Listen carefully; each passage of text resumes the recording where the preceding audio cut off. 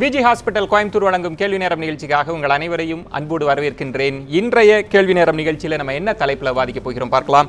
இன்று நம்ம விவாதத்திற்காக எடுத்துக்கொண்டிருக்கக்கூடிய பொருள் என்பது சூடுபிடிக்கக்கூடிய தேர்தல் பரப்புரை. இதுதான் நம்ம விவாதமாக எடுத்துக்கொண்டிருக்கிறோம். நேற்று அதிமுகவினுடைய பொதுச் செயலாளர் முதலமைச்சர் தேர்தல் பரப்புரையில் சில முக்கியமான அறிவிப்புகளை வெளியிட்டிருக்கிறார். மது விலக்கை படிப்படியாக நாங்கள் அமல்படுத்துவோம் அப்படின்னு அறிவித்திருக்கிறார். பல எதிர்க்கட்சிகள் இதை ரொம்ப கடுமையாக விமர்சித்திருக்கிறார்கள். அது மட்டுமல்லாமல் இன்று கதாநாயகனாக வர்ணிக்கப்படுகிற தேர்தல் அறிக்கையை திராவிட முன்னேற்றக் கழகம் வெளியிட்டிருக்கிறது. அது மட்டுமல்லாமல் மக்கள் நல கூட்டணி தேமுதிக தலைமையிலான கூட்டணியினுடைய மாமண்டூர் மாநாட்டு கூட்டம் தற்சமயம் நடந்து கொண்டிருக்கிறது. இந்த 3 தளங்களையும் இன்றைய கேள்வி நேரம் விவாதிக்க இருக்கிறது. இது பற்றி விவாதிப்பதற்காக வருகை தந்திருக்கக்கூடிய கருத்துரையாளர்களை நான் உங்களுக்கு அறிமுகம் செய்கிறேன். முதலாவதாக திரு சூரிய பிரகாஷ் பாமகவிலிருந்து. வணக்கம் சூரிய பிரகாஷ். திரு அருணன் அவர்கள் மார்க்சிஸ்ட் கம்யூனிஸ்ட் கட்சி. வணக்கம். அரசியல் திறனாய்வாளர் திரு பெருமாள் மணி. வணக்கம். திராவிட முன்னேற்ற கழகத்திலிருந்து சிவ ஜெயராஜ் அவர்கள். வணக்கம் ஜெயராஜ். திரு சமரசம் அதிமுகவிலிருந்து. வணக்கம். நால்வருக்கும் மீண்டும் வணக்கத்தை தெரிவித்துக் கொள்கிறேன். ஒரு தேர்தல் பொதுக்கூட்ட மேடையாக இந்த விவாதத்தை மாற்றாம தர்க்கமாக நீங்கள் பேசணும், அதுதான் என்னுடைய கோரிக்கை. திரு சமரசம், உங்கள்கிட்ட இருந்து தான் நான் ஆரம்பிக்கணும். நேற்றைய கூட்டத்தில் முதலமைச்சர் பேசியிருக்கிறாங்க, படிப்படியாக நாங்கள் மது விலக்கை அறிமுகப்படுத்துவோம். ஆக்சுவலாக இது ரொம்ப சர்ப்ரைசிங்லாம் கிடையாது. ஏன்னா சுதந்திர தினத்துக்கு நீங்கள் அறிவிப்பீங்கன்னு எதிர்பார்த்தாங்க, இல்லை. ஜனவரியில் குடியரசு தினம் அறிவிப்பீங்கன்னு எதிர்பார்த்தாங்க, இல்லை. சசி பெருமாள் இறந்தபோது அறிவிப்பீங்க, இல்லை. ஆனால் எல்லா பத்திரிகைகளும் கணித்து எழுதியது, எல்லா விற்பனைகளும் முடிந்த பிறகு தேர்தல் நேரத்தில் அறிவிப்பார்கள். அதைத்தான் செஞ்சிருக்கிறீங்க. அதான் சொல்லிட்டாங்களே, எல்லா பத்திரிகைகளுமே முன்ன சொல்லியாச்சு. ஆமாம். இதுல என்ன, இது இது இது தேர்தல் ஸ்டண்ட் அப்படின்னு தான் விமர்சிக்கிறாங்க. தேர்தல் நாடகம். அதாவது தேர்தல் நாடகம் என்று சொன்னால் யார் சொல்வது? இங்கே நாங்கள் ஆளுங்கட்சியாக இருக்கிறோம். என்ன விஷயம், என்ன நடக்குது, மக்கள் என்ன எதிர்பார்க்கிறார்கள், எதை செய்ய வேண்டும் என்பதை பற்றியெல்லாம் நாங்கள் தெரிந்து வைத்துக்கொண்டு எப்பொழுது இது இருந்தால் இப்பொழுது எதிர்கட்சிகள்லாம் இப்போ சொல்கிறாங்க, அது 6 மாத காலமாக. 6 மாதம்லாம் சொல்லலை, 5 வருஷமா சொல்லிங்க. இல்லை 6 நான் சொல்கிறேன் 5 வருஷமா. இருங்க. கடந்த திராவிட முன்னேற்ற கழகத்தின் ஆட்சியின் போதே பல சமூக அமைப்புகள், உங்களுக்கு பிரச்சனை திமுக எப்ப சொன்னுச்சுன்னு வேணா சொல்லுங்க, ஆனால் பல அமைப்புகள் சொன்னது, பல அமைப்புகள் போராடியது. நான் கேட்கிறேன், கடந்த திராவிட முன்னேற்ற கழக ஆட்சியில பாமக கோரிக்கை வைக்கலையா? மது விலக்க படிப்படியாக நீங்க செய்யணும்லாம் சொல்லலையா? ஏதோ இப்பதான் சொன்ன மாதிரி சொல்றீங்க. பாமக சொல்றது வேற. நீங்கள் மாமல்லபுரத்தில் ஒரு மாநாடுன்னு சொன்னால் ₹1,00,000 வசூலாகிற இடத்துல ₹3,00,000 கலெக்ஷன் ஆகுது. அது அவங்க சொல்கிறது வேற. அது எல்லாம் வச்சு ஒரே ஒரு விஷயம் சமரசம், நீங்கள் இந்த வாதத்தை வச்சுட்டே இருக்கிறீங்க.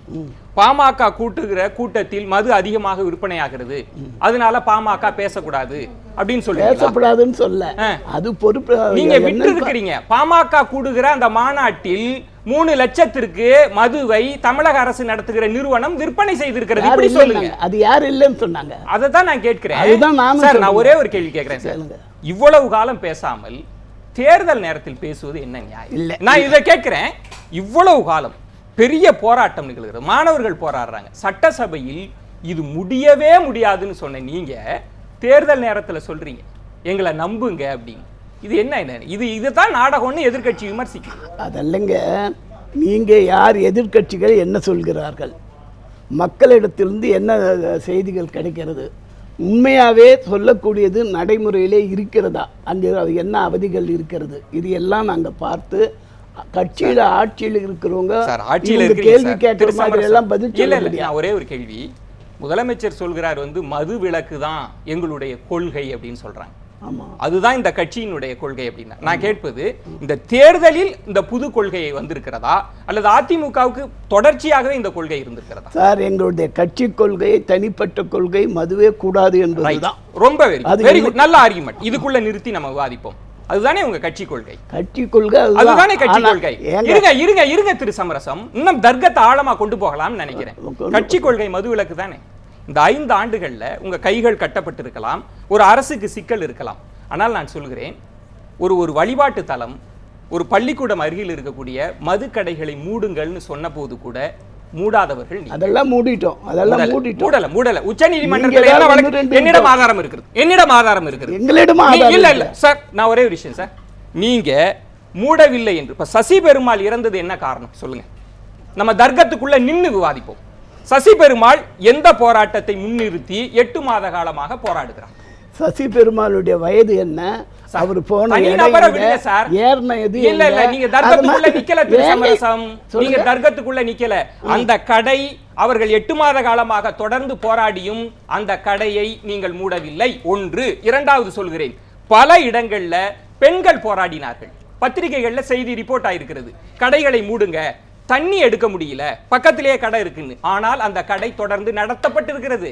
நான் என்ன கேட்கிறேன்னா, உங்க கொள்கை தானே, கட்சியினுடைய கொள்கை தானே, இதையெல்லாம் நீங்கள் செய்திருக்கலாம் தானே. ஆனா தேர்தல் நேரத்தில் அறிவிக்கிறீர்கள், இதையெல்லாம் நாங்கள் செய்ய போகிறோம், என்னை நம்புங்கள்.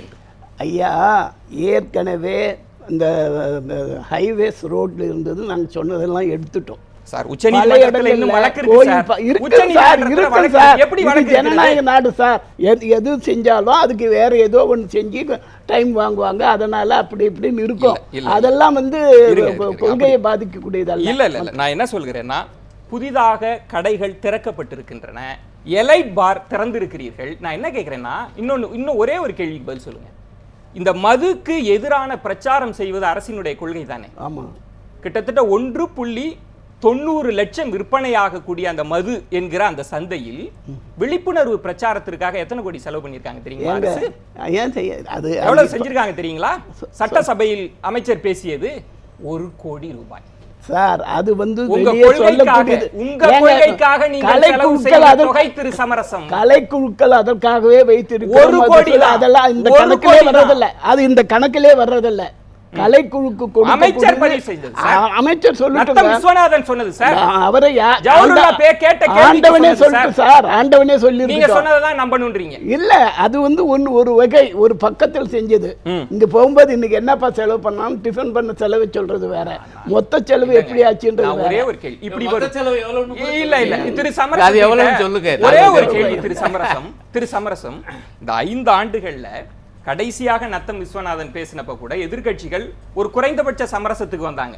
என்ன சமரசம்னா, படிப்படியாக கேரளாவை பாருங்க, அது போன்றாவது நீங்க குறைக்கலாமேன்னு சொன்னப்ப கூட முடியாது என்று சொன்னவர்கள் இப்ப இந்த தேர்தல் நேரத்துல நீங்க சொல்றீங்கல்ல, என்ன அப்படி ஒரு ஞானோதயம் வந்து? ஏங்க, பீகார்ல கூட எடுத்துனாங்க, மறுநாளே 700 பேர் கவலைக்கிடமான நிலையை ஹாஸ்பிட்டல் அட்மிட் ஆயிருக்கு. இல்ல திரு சமரசம், நீங்க இது என்ன இல்ல அப்ப பொய்ன்றீங்களா? இல்ல நான் என்ன கேக்குறேன், சரின்றீங்களா தவறுன்றீங்களா?